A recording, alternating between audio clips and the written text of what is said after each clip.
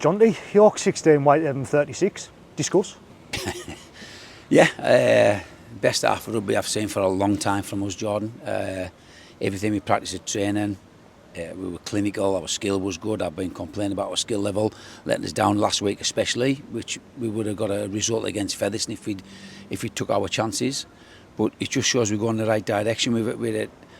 It set off to lose, didn't it? We put a good performance up, even though the scoreline got away from us. We didn't convert chances there. We converted more chances against Featherstone. And today that first half, mate, we were ruthless, we were clinical, and 26-0. And then we come up and score 2 minutes into the second half, and then it gets to 36-0. I'm thinking, keep it nil. That's what I wanted. We talked about at half time to keep the 0. And all up until when they scored, I don't know how many minutes it was, maybe 55, 60 minutes when they scored, was it something like that? We defended, even though they had a bit of ball on us in our own line, on our goal line first half. We just stuck to the process, mate. Nobody took it on themselves to solve it, but Joey jumped in on the left edge there, and when it was a 3v3 and they scored, he gave them a bit of a lifeline. And we didn't see the ball for 7 or 8 sets, and they get 3 tries. When you got in Ghana and people like that, and Nick Howe, and you got Ty coming on and offloading for fun, they were playing hot, and it caught us a couple of times on our right edge. We were getting dragged in, and our back row was under the post, and they're getting us for numbers on our right edge. So fair play to them for putting a few points on board. But I think it comes from, if they don't score that first try, mate, I think we go. Anyhow, it is what it is, and it's 36-16. And first half, brilliant performance, mate.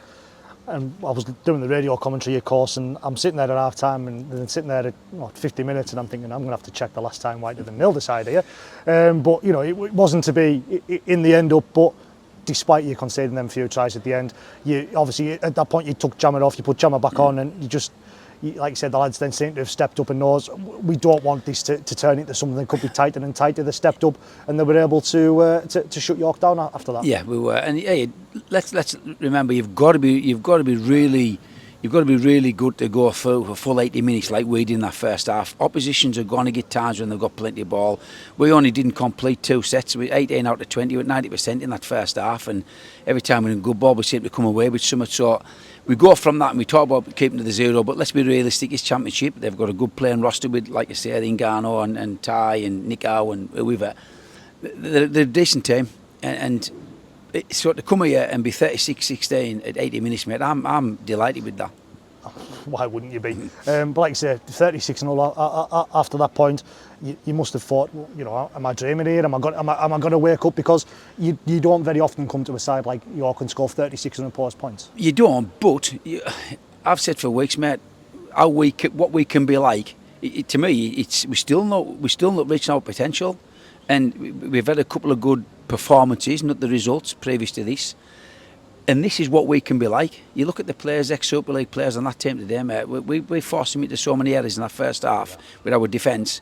You know what I mean? This is what happens if you work hard and do the right thing defensively. And then we had great shape in good ball. Even yardage, we put a bit of spin on them, and we were getting easy meters out of yardage at times that first half. So this is what we can be like. And I've said it all season, mate. We've got the players here who can play like that, but we need to be consistent now, and that's going forward. That's what we've got to be like. We've got to be consistent with our performances.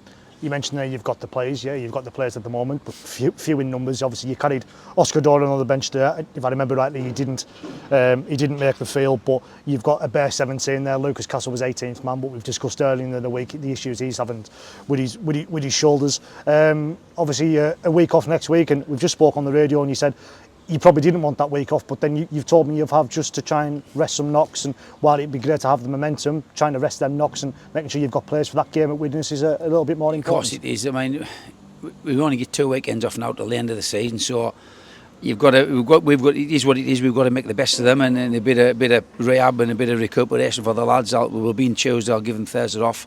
They'll get their own programmes to do at home, and anybody with knocks they'll be seeing Courtney through the week. So yeah, it's a week off. It is what it is, and we will come in again the week after and get ready for Widnes.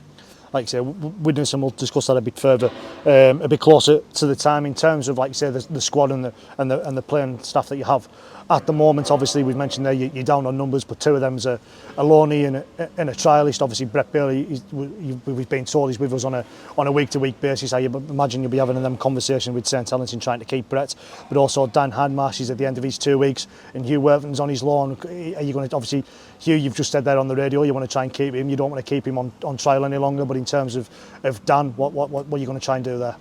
Hugh Worthington's he's warranted stopping with us for the season. He's a grafter mate. He come on there and done a great stint for us. He carries hard, he tackles well. He just does a real basic job, but he does it really well, if that makes sense. So we'll be talking to you this week, I would imagine. Dan Marsh again, another big thing come off the bench, which we haven't had up until 2 weeks ago with these three lads coming. So I would like to keep Dan. So it's a conversation we need to have with Scott Morrell and Craig Lingard at Cass. And same with Brett. I spoke to Ian Talbot previously about Brett, and I think Brett's just getting better, mate. He's put a good championship forward on his backside today in Jack Teaney and and he's getting better every game. So we'll speak to Ian Talbot. I think they'll understand that championship. He's better for a lad at that age developing rather than reserve. So hopefully Ian Talbot will come up trumps again with Brett. And finally, I'm going to end on a little bit of a negative, only because it's the news of Conor Holliday. He'd gone for his scan yesterday, and he's going to need a minor op. Yeah, he got actually X-ray yesterday at Newcastle. He's got to go for a scan in 2 weeks' time to let them know exactly what the operation's going to be in 4 weeks' time.